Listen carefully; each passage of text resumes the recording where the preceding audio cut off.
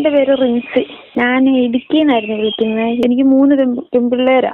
15 വയസ്സ്, 14 വയസ്സ്, 9 വയസ്സ്.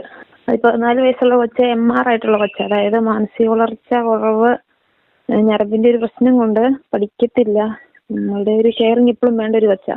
അപ്പം ഭർത്താവിൻ്റെ വീട്ടുകാരുടെ ഉപദ്രവം ഭയങ്കര സഹിക്കാൻ പറ്റാത്ത ഉപദ്രവമാണ്. അതായത് 15-16 വർഷമായി കല്യാണം കഴിഞ്ഞിട്ട്. എൻ്റെ സ്വർണം വിറ്റ് സ്ഥലം മേടിച്ചു. അമ്മ ഭയങ്കര ഉപദ്രവമായിരുന്നു. എവിടെയെങ്കിലും പോയി ചാകുക എന്ന് പറഞ്ഞ് ഭയങ്കര ഉപദ്രവം. ഒരു 4 മാസം 5 മാസം കല്യാണം കഴിഞ്ഞ് നിന്നപ്പോൾ തന്നെ ഉണ്ടായിരുന്ന സ്വർണം വിറ്റ് അമ്മാവൻ്റെ സ്ഥലമാണ് മേടിച്ചത്. അവരുടെ തന്നെ ഹസ്ബൻഡിൻ്റെ അമ്മാവൻ്റെ സ്ഥലം മേടിച്ചതോടുകൂടി ഹസ്ബൻഡും തിരിഞ്ഞു അമ്മയുടെ കൂടെ. അപ്പൊ അമ്മ പറയുന്നത് അവളെ കൊണ്ടുപോയി കളഞ്ഞേരെ, അവളെ കൊന്നുകള, വേറെ എവിടെയെങ്കിലും കൊണ്ടുപോയിട്ട് കൊല്ല്, ഇവിടെ ഇട്ട് കൊന്നു കഴിഞ്ഞാൽ അന്വേഷണം വരുമല്ലോ. അതുപോലെ ഉപദ്രവമായിരുന്നു. ഭയങ്കര ഉപദ്രവമായിട്ട് 2 പിള്ളേരായി. അത് ഉപദ്രവം എന്ന് വെച്ച് കഴിഞ്ഞാൽ ഹസ്ബൻഡ് ഒരു മടിയന്, അങ്ങനെ ഒരു സംഭവം ഉണ്ട്. അപ്പൊ അമ്മയുടെ കീഴിലേക്ക് ഹസ്ബൻഡ് ഒതുങ്ങി. ഇവരെല്ലാവരും കൂടെ ഉപദ്രവമായി. അപ്പൊ പല പ്രാവശ്യം എൻ്റെ വീട്ടിലേക്ക് ഞാൻ പോയി. വീണ്ടും ഈ പിള്ളേരെ ഓർക്കും. വീട്ടുകാര് ഒത്തിരി സപ്പോർട്ടില്ല. എങ്ങനെയാലും ഹസ്ബൻഡിൻ്റെ കൂടെ പോട്ടെന്ന് വെക്കും. വീണ്ടും പോകും, വീണ്ടും തിരിച്ചു വരും, വീണ്ടും പോകും. അങ്ങനെ കുറേ നാൾ കഴിഞ്ഞപ്പം ഒരു തരത്തിലും ജീവിക്കാൻ പറ്റാതെ വന്നു കഴിഞ്ഞപ്പോൾ പിള്ളേരെ കൊണ്ട് ഷെൽട്ടർ ഹോമിൽ പോയി. ഷെൽട്ടർ ഹോമിൽ പോയിട്ട് വീണ്ടും ബുദ്ധിമുട്ട് കാരണം വീണ്ടും കെട്ടിയവൻ്റെ കൂടെ തിരിച്ചു വന്നു. അപ്പോൾ ഹസ്ബൻഡിൻ്റെ അനിയന്, പുള്ളിക്കാരൻ 3 പെൺപിള്ളേർ എനിക്ക്. അവരെ പിള്ളേരോട് അനാവശ്യമായിട്ട് വൃത്തികേടുകൾ പലപ്പോഴായിട്ട് പറയാൻ തുടങ്ങി. ആര് പറഞ്ഞു തുടങ്ങി? ഹസ്ബൻഡിന്റെ അനിയന്. നിങ്ങളുടെ വീട്ടിൽ തന്നെ, അവിടെ തന്നെയായിരുന്നു താമസിക്കുന്നത്? അല്ല, ഞങ്ങള് സ്ഥലം മേടിച്ച് തൊട്ടടുത്ത് തന്നെയാ താമസിക്കുന്നത്. അവന്റെ പേരെന്തോ? ഹസ്ബൻഡ് അനിയന്റെ പേരെന്തോ? റോബിൻ. എത്ര വയസ്സുള്ള ആളാ? എന്ത് ചെയ്യുന്ന ആളാ? ഇപ്പൊ ഒരു 35 വയസ്സുണ്ട്. പെയിന്റിംഗ് തൊഴിലാളിയാ. ഭയങ്കരമായിട്ട് വൃത്തിയോട് ഞങ്ങൾ ആ വഴിയാൻ നടക്കുമ്പോൾ ഇവനൊന്നുകിൽ പിള്ളേരോട് പറയുന്ന വൃത്തിയോട് പുറത്ത് പറയാൻ പറ്റത്തില്ല. അതുപോലെ വൃത്തിയോടുകളാണ് പറയുന്നത്. അപ്പം ഞാനത് ചോദിക്കും, എന്തിനാ കൊച്ചിനോട് അങ്ങനെ പറയുന്നത്, ഈ വഴിയാൻ നടക്കുന്നതിനൊന്ന്. അപ്പം അവന് നമ്മളെ വാക്കത്തി വെച്ച് വെട്ടിക്കൊല്ലാൻ വരും. അങ്ങനെ ഹസ്ബൻഡിനോട് നമ്മൾ ചെന്ന് പറയുമ്പോൾ ഹസ്ബൻഡ് അനിയൻ്റെ കൂടെ നിൽക്കും. അവസാനം ഞാൻ ഓടിച്ചെന്ന് പറയുന്നത് പോലീസ് സ്റ്റേഷനിലാണ്. അപ്പോൾ അനിയന് CPM-കാരുടെ ഒരു പിന്തുണയുണ്ട്. അപ്പം നമ്മൾ അവിടെ ചെല്ലുമ്പോൾ നമ്മളോട് സംസാരിക്കുന്നത് പോലീസോ SIയോ CIയോ ഒന്നുമല്ല, അനിയൻ തന്നെയാണ് സംസാരിക്കുന്നത്. ഞങ്ങളുടെ കുഴിയിലാണ് വീട്. അവർ മുകളിൽ ആ കുഴിയിലോട്ട് പോകുമ്പോൾ ഞാൻ പറയുന്നത് കേട്ടോണ്ട് നിങ്ങൾ പോയാൽ മതി എന്നാണ് CIയുടെ മുന്നിൽ വെച്ച് അവൻ പറയുന്നത്. എന്നിട്ട് കാര്യത്തിനൊരു തീരുമാനവും ഇല്ല. വീണ്ടും വീട്ടിൽ വരും, വീണ്ടും ബഹളമാകും. ഞാൻ ഓടി പോലീസ് സ്റ്റേഷനിൽ ചെല്ലും. പോലീസുകാർ അവിടെ നിന്ന് തന്നെ അവമാനിച്ചു വിടും. ഏത് സ്റ്റേഷനിലാണത്? Thankamani police station, Idukki Thankamani. അപ്പം ഹസ്ബൻഡും അവരുടെ കൂടെ നിൽക്കുന്നു, ഞാൻ ഒറ്റയ്ക്ക്.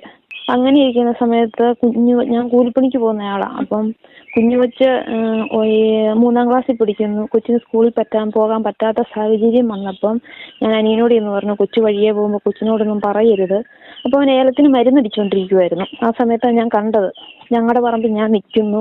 ഞാൻ പറഞ്ഞു, കൊച്ചു വഴിയെ പോകുമ്പോൾ കൊച്ചിനോടൊന്നും പറയരുത്, കൊച്ചു സ്കൂളിൽ പൊക്കോട്ടെ എന്ന് പറഞ്ഞതിന് അവൻ്റെ കയ്യിലിരുന്ന പോയിസൺ എൻ്റെ മുഖത്തും തലയിലും കണ്ണിലും മൂക്കിലും വായിലും എല്ലാം സ്പ്രേ ചെയ്തപ്പോൾ ഞാൻ അതേ കോലത്തിൽ ഞാൻ ഈ പോലീസ് സ്റ്റേഷനിൽ ചെന്നു. പോലീസ് സ്റ്റേഷനിൽ ചെന്നപ്പോൾ എൻ്റെ മുഖത്തും ഇങ്ങനെ തലയിൽ ഇങ്ങനെ തൂത്തെടുത്ത ഇഷ്ടം പോലെ നമ്മൾ കുളിച്ചിട്ടിറങ്ങിയ പോലെയുണ്ട് പോയിസണ്. അവരത് മൈൻഡ് ചെയ്തില്ല. എന്നോട് പറഞ്ഞു ആശുപത്രിയിൽ പോകാൻ പറഞ്ഞു. ഞാൻ ആശുപത്രിയിൽ പോയി. ആശുപത്രിയിൽ ചെന്ന് കഴിഞ്ഞപ്പോൾ അവർ ആശുപത്രിക്കാരനോട് പറയുന്നു, നിങ്ങളെ അഡ്മിറ്റ് ചെയ്യുകയല്ല, CPM-കാരുടെ ആശുപത്രിയാണ്, സഹകരണ ആശുപത്രി, നോക്കാൻ പറ്റത്തില്ല എന്ന് പറഞ്ഞു. വീണ്ടും ഞാൻ പോലീസ് സ്റ്റേഷനിൽ ഓടിക്കയറി ചെന്നു. സാറേ എന്നെ നോക്കുകയല്ലെന്ന് പറഞ്ഞു. അപ്പോൾ എന്നോട് പറഞ്ഞു, ശരി നിങ്ങൾ മെഡിക്കൽ കോളേജിൽ പൊക്കോളാൻ പറഞ്ഞു. ഞാൻ മൂത്ത കൊച്ച് 9ൽ പഠിക്കുന്നു അവിടെ തങ്കമണി സ്കൂളിൽ. ഞാൻ ആ കൊച്ചിനെയും കൂട്ടി ആശുപത്രിയിൽ പോയി. ഒരു 6 ദിവസം 7 ദിവസം അവിടെ അഡ്മിറ്റായി. പോലീസുകാരെ വിളിച്ചപ്പോൾ പോലീസുകാരനോട് പറഞ്ഞു, ലാസ്റ്റാണ് വിളിക്കുന്നത്, അവരിനോട് പറഞ്ഞു, മീൻസ് വീട്ടിലോട്ട് വരാറായില്ല, വരുന്ന വഴി ഇവിടെ ഇറങ്ങിയാൽ മതി. അപ്പം എൻ്റെ കൂടെ പിള്ളേർ മാത്രമേ ഉള്ളൂ, മൂത്ത കൊച്ചു ഇളയ കൊച്ചും ഉള്ളൂ, ഹസ്ബൻഡ് വന്നിട്ടില്ല. അപ്പം ഞാൻ ആശുപത്രിയിൽ നിന്ന് ഡിസ്ചാർജ് ആയി ഈ പോലീസ് സ്റ്റേഷനിൽ വന്നു. അവരെന്നെ 1 മണിക്കൂറോളം അവിടെ ഇരുത്തി. രാത്രിയാകാറായി. അവസാനം സാർ എന്നോട് പറഞ്ഞത്, നിന്റെ പരാതി സ്വീകരിക്കണമെങ്കിൽ ആദ്യം നിന്റെ പേര് കേസെടുക്കും, അത് കഴിഞ്ഞ് നിന്റെ പരാതി സ്വീകരിക്കുള്ളൂ. നീ മാനസിക രോഗിയാ, നീ എങ്ങോട്ടേലും ഇറങ്ങിപ്പൊക്കോ, ഇവിടെ നിന്നാ നിന്നെ കൊണ്ടുപോയി മെന്റൽ ഹോസ്പിറ്റലിൽ ഇടും. സന്തോഷം എന്ന് പറയുന്ന ഒരു SI, ഭർത്താവിന്റെ സ്വത്ത് നിനക്ക് തന്നെ അവകാശം, നീ എങ്ങോട്ടേലും ഇറങ്ങിപ്പോകാൻ പറഞ്ഞു. അപ്പം ഞാൻ പറഞ്ഞു, ഞാൻ പൊക്കോളാം, എങ്ങോട്ടേലും ഞാൻ പൊക്കോളാം, പക്ഷെ ഞാൻ എൻ്റെ പിള്ളേരെ കൊണ്ടുപോകുകയല്ലെന്ന് പറഞ്ഞു. കാരണം ഞാൻ ഒത്തിരി 9ൽ പഠിക്കുന്ന മൂത്ത കൊച്ച്, ഇളയ കൊച്ച്, 2ാമത്തെ കൊച്ച് MR ആണെങ്കിലും നോർമൽ സ്കൂളിൽ 1 വർഷമായിട്ട് പോകുന്നു, സ്പെഷ്യൽ സ്കൂളിൽ പൊയ്ക്കൊണ്ടിരുന്നു. ഇളയ കൊച്ച് 3ൽ. എനിക്ക് ഈ 3 പേരെയും കൊണ്ടും പോകാൻ പറ്റാത്ത സാഹചര്യം. കയ്യിലൊന്നുമില്ല, ഉണ്ടായിരുന്ന മുഴുവൻ വെച്ചാണ് വീട് പണിതേക്കുന്നത്. ഈ കുഞ്ഞുങ്ങളെ വീട്ടിലാക്കിയിട്ട് ഞാൻ ഉണ്ടായിരുന്ന 2-3 ജോഡി ഡ്രസ്സും എടുത്തുകൊണ്ട് വീട്ടിൽ നിന്ന് പോകുന്നയാളാ. കാരണം എന്നെ പറ്റുന്നത്രോ അവമാനിച്ചു. നീ വീട്ടിൽ നിൽക്കുവാണെങ്കിൽ നിന്നെ ചികിത്സിക്കും, അങ്ങനെയുണ്ട്, അതിന് തയ്യാറാണെ മാത്രം നീ വീട്ടിൽ നിന്നാൽ മതി, അല്ലെ എങ്ങോട്ടേലും ഇറങ്ങിപ്പോക്കോ എന്ന് പറഞ്ഞ് നമ്മുടെ വാർഡ് മെമ്പറോട് വരെ വിളിച്ച് പറഞ്ഞ് ഇന്ന വീട്ടിലെ ഇന്ന ആൾക്ക് മെന്റലാ, ഹോസ്പിറ്റലിൽ കൊണ്ടുപോകണം. കാരണം എനിക്ക് ഒരു കാര്യത്തിന് മെമ്പറെ പോലും വിളിക്കാൻ പറ്റാത്ത സാഹചര്യത്തിലാക്കി വിട്ടു. 2023 ജൂലൈയിലായി സംഭവം.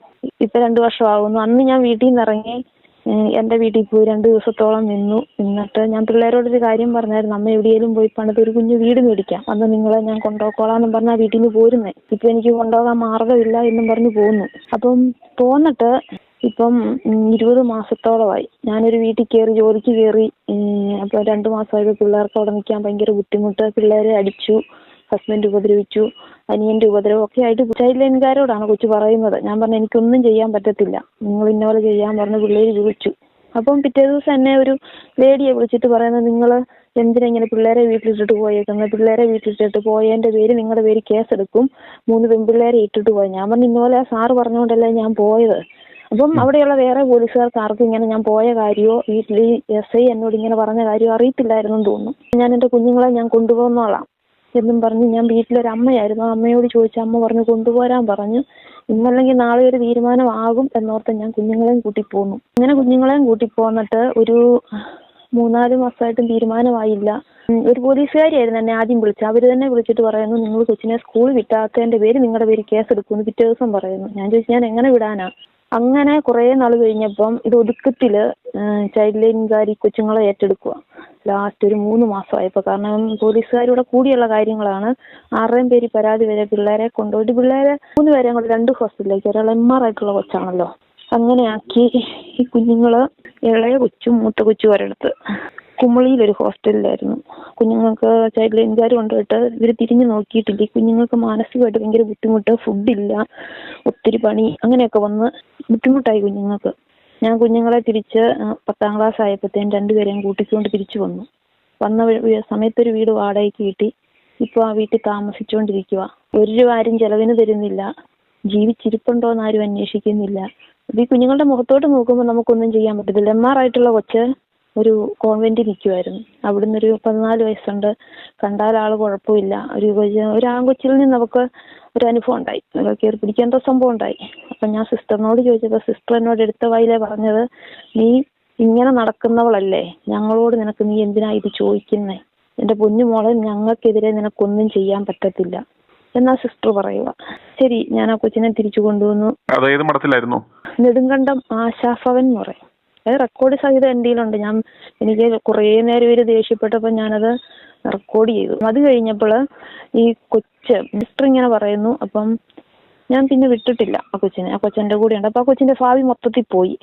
കാരണം അങ്ങോട്ടും ഇല്ല ഇങ്ങോട്ടും ഇല്ല, ഒരിടത്ത് വിടാൻ പറ്റത്തില്ലാത്ത അവസ്ഥ, ഒരു പണിക്ക് എനിക്ക് പോകാൻ പറ്റാത്ത അവസ്ഥ, മൂത്ത് വെച്ച് പത്തി പിടിക്കുന്നു. ഇവരുടെ മുഖത്തോട്ട് നോക്കുമ്പം എന്താ ചെയ്യേണ്ടതെന്ന് എനിക്ക് തന്നെ അറിയത്തില്ല.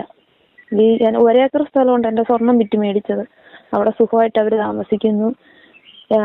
നാട്ടിൽ മുഴുവൻ എനിക്ക് മെന്റലാന്ന് പറഞ്ഞു വരത്തി. ആരും എന്നെ സഹായിക്കാൻ പറ്റാത്ത വിധം എനിക്ക് മെന്റലാന്ന്. ഞാൻ കൂലിപ്പണിക്ക് പോകുന്നുണ്ട്. അങ്ങനെ പോകും. അത് കിട്ടുന്ന വെച്ച് വാടക കൊടുക്കണം, പിള്ളേരുടെ കാര്യങ്ങൾ നോക്കണം. പിന്നെ പോന്നപ്പോ കുടുംബശ്രീ കാര്യങ്ങളുണ്ട്, അതെല്ലാം. താമസിക്കുന്നത് കാഞ്ചിയാർ ലബക്കട എന്ന് പറയുന്ന സ്ഥലത്ത്. ഇപ്പം എന്റെ വീട് തങ്കമണിയിൽ കെട്ടിച്ചു വിട്ടേക്കുന്നത്. 10ാം ക്ലാസ്. ഹസ്ബൻഡിന്റെ പേരെന്താ? റോയ്. വീട്ടുപേരെന്താ പുള്ളിയുടെ? പള്ളിത്താഴത്ത്. സ്ഥലം? തങ്കമണി കൂട്ടക്കല്ലെന്ന് പറയും. ഇത് ഏത് സമുദായങ്ങളാണ് നിങ്ങള്? RCSC. നിങ്ങളുടെ പള്ളിക്കാരും ഇടവക്കാരൊന്നും ഈ കാര്യം അറിയുമ്പോ സഹായിക്കാൻ ശ്രമിക്കുകയോ ചെയ്തിട്ടുണ്ടോ? ഇല്ല. അതായത് ഇവരുടെ പണ്ടേ വഴക്കുള്ള വീടെന്നൊരു പേര് വീണു. അമ്മായിയമ്മ ഭയങ്കര പ്രശ്നം. അപ്പൊ അമ്മായിയമ്മ, അനിയൻ, ഹസ്ബൻഡ് എല്ലാം ഒന്നിച്ചാ നിൽക്കുന്നത്. പള്ളിയിൽ ചെന്ന് പറയുമ്പോൾ ഞാൻ ഒറ്റയാ. 10 പേര് പറയുമ്പോൾ അത് എല്ലാവരും വിശ്വസിക്കുള്ളൂ. ഞാൻ ചെന്ന് പറയുമ്പോൾ ഞാൻ മാനസിക രോഗിയാണ്. കാരണം ഓടിച്ചെല്ലുമല്ലോ, എനിക്ക് ആരോടും പറയാനില്ലാത്തതുകൊണ്ട് ഞാൻ ഓടിച്ചെല്ലുന്നത് ഒന്നുകിൽ പോലീസ് സ്റ്റേഷനിലായിരിക്കും. അപ്പം അവരെന്നെ എപ്പോഴും കളിയാക്കിയാ വിടുന്നത്. അനിയനൊക്കെ വണ്ടി ഇടിക്കാനായിട്ട് ഓട്ടോ ഇടിക്കാൻ നോക്കി ഞാൻ പോലീസ് സ്റ്റേഷനിൽ ചെന്ന് പറഞ്ഞു. അപ്പം ഒന്നും ഇവർ പറയത്തില്ല. പോലീസുകാർ തല പോലും പൊക്കത്തില്ല ഇവന്റെ മുന്നിൽ. CPM കാരനാണ്. അപ്പം ഇവരെല്ലാവരോടും പറഞ്ഞ് പറ്റിയേക്കുന്നു എനിക്ക് മെന്റലാണ്. അപ്പോൾ മെന്റൽ ആയതുകൊണ്ടായിരിക്കാം ഓടി പോലീസ് സ്റ്റേഷനിലോട്ട് ചെല്ലുന്നതെന്നുള്ള രീതിയിലാണ്. അപ്പം പോലീസുകാരൻ ഒന്നും അന്വേഷിച്ചിട്ടില്ല, എവിടെ വെച്ചാണ് എൻ്റെ തലയിൽ പോയിസൺ ഒഴിച്ചേക്കുന്നത്. ഞാൻ ഞങ്ങളുടെ പറമ്പിലാണ് നിൽക്കുന്നത്. ഇതൊന്നും വന്ന് നോക്കിയിട്ടില്ല, എവിടെ വെച്ച് പോയിസൺ ഒഴിച്ചു എന്നോ അല്ലെങ്കിൽ ഏത് സ്ഥലത്താണെന്നോ ഒന്നിനും വന്നിട്ടില്ല. ഒരു കാര്യവും ചോദിച്ചിട്ടില്ല. ഈ സംഭവം ഏത് വർഷമായിരുന്നു? 2023 ജൂലൈയിൽ. അപ്പൊ എന്റെ വീട്ടിൽ നിന്ന് ഞാൻ ഇറങ്ങുമ്പം എന്റെ കയ്യിൽ ഒന്നും ഇല്ലാതെ ഇറങ്ങുന്ന 2 ജോഡി ഡ്രസ്സേ ഉള്ളൂ. ഇവിടെ വന്ന് കൂലിപ്പണിക്ക് പോയി പലരും സഹായിച്ചാണ് നമ്മളൊരു വാടക വീട് എടുക്കുമ്പോൾ പാത്രമായി അതായത് എല്ലാം വേണമല്ലോ, ഉപ്പ് തൊട്ട് മേടിക്കേണ്ട അവസ്ഥയിലല്ലേ. പലരും സഹായിച്ച്, കൂടെ പണിയുന്ന ചേച്ചിമാരാണെങ്കിലും പലരും സഹായിച്ച് ഇങ്ങനെ ജീവിച്ചു പോവുക. കൊച്ചു പത്തി പിടിക്കുന്ന എനിക്ക് അതിനെ എങ്ങനെയും ഒന്ന് പഠിപ്പിക്കണം. ഇന്ന് വരെ ആ അപ്പം ഇളയ കൊച്ചു കോൺവെന്റിലാണ് പഠിക്കുന്നത്. കുഞ്ഞു കൊച്ച് നെടുങ്കണ്ടം ചേമ്പളം എന്ന് പറഞ്ഞ കോൺവെന്റിലാണ്. ഈ വർഷം 4ാം ക്ലാസ് വരെ ഉള്ളൂ. ഒരു വർഷം ആ കൊച്ചു അവിടെ പഠിക്കുക. കൊച്ചിന്റെ അടുത്ത് ഇടയ്ക്ക് ചെല്ലാറുണ്ട് എന്ന് പറയുന്നുണ്ട് ഹസ്ബൻഡ്. അയാള് വേറെ വിവാഹം കഴിക്കുവല്ലോ ചെയ്തോ? ഇല്ല. അമ്മ പറയുന്നത് വേറെ കിട്ടും, അല്ലെ അവള് കണ്ടവരുടെ പോയി എന്നൊരു പറഞ്ഞു തിരിപ്പിക്കുന്നേ. അങ്ങനെ പറഞ്ഞാ ഉപദ്രവിപ്പിക്കുന്നേ. നിങ്ങൾ ആരൊക്കെയാ ഇപ്പൊ താമസിക്കുന്നത്? ഞാനും മൂത്ത 2 പിള്ളേരും. ഇളയ കൊച്ച് കോൺവെന്റ് നിൽക്കുന്നു, കൊച്ചിനെ ഇടയ്ക്ക് കൊണ്ടുവരും. അപ്പൊ സാഹചര്യം കൊണ്ട് 3 പേരെയും ഹോസ്റ്റലിലാക്കിയിട്ട് എന്തെങ്കിലും ജോലിക്ക് ഹോം നേഴ്സ് അങ്ങനെ എന്തെങ്കിലും പോകാന്നോർത്തായിരുന്നു.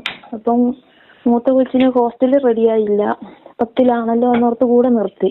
ഇളയ കൊച്ചിനെ കോൺവെന്റിലും ആക്കി. ഇളയ കൊച്ചിന് പൈസ ഒന്നും കൊടുക്കണ്ട, നല്ലപോലെ നോക്കുന്നുണ്ട്. അപ്പൊ 4ാം ക്ലാസ് വരെ ഉള്ളൂ കൊച്ചിനവിടെ. കൊച്ചു വിളിക്കും, കൊച്ചിന് കാണണമെന്ന് തോന്നുമ്പോൾ പെൺകൊച്ചല്ലേ, അപ്പനോട് സ്നേഹമുണ്ട് 3 പേർക്കും. കൊച്ചിന് കാണണം തോന്നുമ്പോൾ കൊച്ചു വിളിക്കും. 9 വയസ്സല്ലേ ആയുള്ളൂ, അറിയത്തില്ല, തിരിച്ചറിവായിട്ടില്ല. വിളിക്കുമ്പം കാണാൻ ചെല്ലും. വിളിക്കുമ്പോൾ മാത്രം ഉള്ളെന്ന് തോന്നുന്നു, കാണാൻ ചെല്ലുമ്പം ഒരു ജോഡി ഡ്രസ്സ് മേടിച്ചു കൊടുക്കും. മറ്റേ കുഞ്ഞുങ്ങൾ പത്തി പിടിക്കുന്ന കൊച്ചുങ്ങൾ എങ്ങനെ ഇവര് ജീവിക്കുന്നു എന്ന് പോലും അതിൻ്റെ ഒത്തിരി സത്യങ്ങളുണ്ട്. കാരണം ഞാൻ മാനസികമായിട്ടും ഉപദ്രവം എന്ന് വെച്ച് കഴിഞ്ഞാൽ ശരിക്കും പുള്ളിക്കാരൻ കഞ്ചാവ് ഉപയോഗിക്കും. അപ്പൊ ശാരീരികമായിട്ട് ഒത്തിരി ഉപദ്രവം കിട്ടിയിട്ടുണ്ട്. അപ്പൊ ഉപദ്രവം എന്ന് വെച്ച് കഴിഞ്ഞാൽ തലക്കെട്ടും ഇഷ്ടം പോലെ കിട്ടിയിട്ടുണ്ട്. എനിക്കിപ്പോ ശരിക്കും പറഞ്ഞ ഒരു അസുഖം വന്നാല് ഹോസ്പിറ്റലിൽ പോകാൻ പോലും പറ്റത്തില്ല. കാരണം 365 ദിവസവും പണി ചെയ്താലേ കുടുംബം മുന്നോട്ട് പോകുള്ളൂ. ഒരു ദിവസം എനിക്ക് കളയാനില്ല. ആശുപത്രിയിൽ പോകാൻ പോലും പോയ ആ ദിവസവും പോകും, കയ്യിൽ നിന്ന് കാശും പോകും. അതുകൊണ്ട് അതിന് പോലും നിവൃത്തിയില്ല. കാരണം അന്യം പോയിസൺ തലയിൽ ഒഴിച്ചതിന്റെ വിഷമങ്ങൾ, തലവേദന വേറൊരു ലെവലിലേക്ക്, തലവേദന വന്നു കഴിയുമ്പോഴത്തേക്കും നമ്മൾ വേറൊരു ലെവലിലേക്ക് പോകും. നമ്മുടെ ഓർമ്മകള് ഇപ്പൊ ഇന്നത് ചെയ്യണമെന്നോർത്താൽ ചിലപ്പോൾ ഇന്ന സ്ഥലത്ത് വെച്ച് കഴിഞ്ഞാൽ ചിലപ്പം അതെനിക്ക് പെട്ടെന്ന് കിട്ടാതെ വരും. അത്രയ്ക്ക് എനിക്ക് ഉപദ്രവം സഹിക്കാന്ന് വെച്ചാൽ ഞാൻ കോടതി കേസിന് പോയാലും നമുക്ക് ദിവസങ്ങൾ പോകും, ഒരു തീരുമാനമാകുന്നില്ല. കാരണം ഒരു കേസ് പണ്ടത്തെ ഒരു 2020 അടിച്ച ഒരു കേസുണ്ട്. അതില് ഒരു മീഡിയേഷൻ വെച്ച് കഴിഞ്ഞപ്പോൾ പുള്ളിക്കാരൻ പറഞ്ഞു, ഞാൻ വീട് സ്ഥലവും കൊടുത്തേക്കാം, അവരവിടെ താമസിച്ചോട്ടെ, എനിക്ക് ഓട്ടോയുണ്ട്, ഞാൻ ഓട്ടോയെ ജീവിച്ചോളാം എന്ന് പറഞ്ഞു. അത് വീണ്ടും ആ മീഡിയേഷൻ നടന്നതുപോലും ഇല്ലാത്ത രീതിയിലാണ് പിറ്റേ ദിവസം തൊട്ട് വീണ്ടും കേസുകൾ പോകുന്നത്. എനിക്ക് വക്കീലില്ല. നിങ്ങളുടെ വാർഡ് മെമ്പറോ പഞ്ചായത്തുകാരോടോ എല്ലാം ഈ കാര്യങ്ങളെ കുറിച്ച് സംസാരിക്കുകയോ ഒരു സഹായം ചോദിക്കുകയോ ചെയ്തിരുന്നോ? സാറേ, വാർഡ് മെമ്പറിനോടാണ് പറഞ്ഞത് ഇന്നയാൾക്ക് മെന്റലാണ്, ഇന്നയാളെ ചികിത്സ. നിങ്ങളുടെ വാർഡ് മെമ്പർ ആരാണ്? കാമാക്ഷി പഞ്ചായത്ത് വാർഡ് 10. അയാൾ ഏത് പാർട്ടിയുടെ മെമ്പറാ? CPM. ഒരു വർഷം മുമ്പ് ഹസ്ബൻഡിന്റെ അനിയൻ തന്നെ ചേട്ടന്റെ തല അപ്പം എന്തോ കുടിച്ചിട്ട് ചെന്നു, നീ കാരണം എന്റെ മൃഗത്തിൽ പോയെന്നുള്ള രീതിയിൽ എന്തോ ചെന്നു കഴിഞ്ഞപ്പം കല്ലെടുത്ത് തല എറിഞ്ഞ് കണ്ണിന്റെ അവിടം പൊട്ടി. ഒരു കണ്ണിന് കാഴ്ച കുറവാ. അപ്പം എന്നെ വിളിക്കും, കൊച്ചിനെ വിളിക്കും, പപ്പ മരിച്ചു പോകാറായി, നിങ്ങൾ ഇട്ടിട്ട് പോയതുകൊണ്ടല്ലേ, അങ്ങനെയല്ലേ ഇങ്ങനെയല്ലേ വാ എന്ന് പറഞ്ഞ് ഞാൻ കോട്ടയം മെഡിക്കൽ കോളേജിൽ ചെന്ന് കഴിഞ്ഞപ്പോൾ പിള്ളേരെയും കൂട്ടിയാ പോയത്. ചെന്ന് കഴിഞ്ഞപ്പോൾ പുള്ളിക്കാരൻ ഡിസ്ചാർജ് ആയി ആധാറായിട്ട് നിൽക്കും. അപ്പൊ എന്നോട് എടുത്ത വയലേ പറഞ്ഞു അമ്മയുണ്ട് എന്ന് പറഞ്ഞു. നീ പ്രശ്നം ഉണ്ടാക്കരുത്, അമ്മയുണ്ടെന്ന് പറഞ്ഞു. അതുവരെ ഈ ഒരാഴ്ച കിടന്നിട്ട് ഓരോ മെസ്സേജ് ഇടുമ്പോൾ ഞാൻ തന്നെ ഉള്ളൂ എന്ന് പറഞ്ഞ് നിൽക്കുക. ഞാൻ ചെന്ന് കഴിഞ്ഞപ്പം ഈ അമ്മ എന്നോട് ചോദിക്കുക, കണ്ടവന്റെ കൂടെ പോയിട്ട് എന്തിനാടി കുറെ തെറിയാ വിളിച്ച് എന്റെ മോനെ കാണാൻ വരുന്നതെന്ന് ചോദിച്ച് ആ ആശുപത്രിക്കകത്തിട്ട് എന്നെ തല്ലി ഹസ്ബൻഡ്. ഇങ്ങനെ മകനെ പ്രകോപിപ്പിച്ച് അവക്ക് വേറെ മകനെ അങ്ങോട്ട് ആക്കിക്കൊണ്ട് പല പ്രാവശ്യം ഇതുപോലെ ഉപദ്രവമാണ് ഈ അമ്മ പറയുന്നത് എന്നാന്ന് ചോദിച്ചു കഴിഞ്ഞാൽ ഞാന് അമ്മയുടെ കഴുത്തിന് കത്തി കൊണ്ടുപോയി വെച്ചു. എല്ലാരോടും ഇങ്ങനെയാ പറയുന്നത്. എന്നിട്ട് ആ നാട്ടിലെ എല്ലാരോടും പറഞ്ഞിരിക്കുന്നത് അവള് ആശുപത്രി വന്നിട്ട് എന്നെ തല്ലിന്ന്. അവിടുത്തെ CC ക്യാമറ എടുത്ത് നോക്കിയാൽ അറിയാം എനിക്കിട്ട് അടി കിട്ടിയത്. കാരണം ഞാൻ പുറത്തുനിന്ന് പെട്ടെന്ന് വന്ന ഒരാള് അമ്മ ഒരൊറ്റ കാർജിയായിരുന്നു ആശുപത്രിയിൽ നിന്ന്.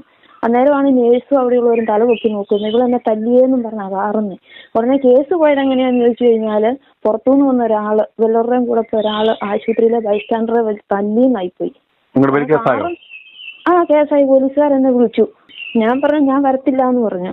സബ്സ്ക്രൈബ് ചെയ്തിട്ടില്ലാത്തവർ ഇപ്പോൾ തന്നെ സബ്സ്ക്രൈബ് ചെയ്യുക. നോട്ടിഫിക്കേഷൻ ലഭിക്കുവാൻ ബെൽ ബട്ടണും അമർത്തുക.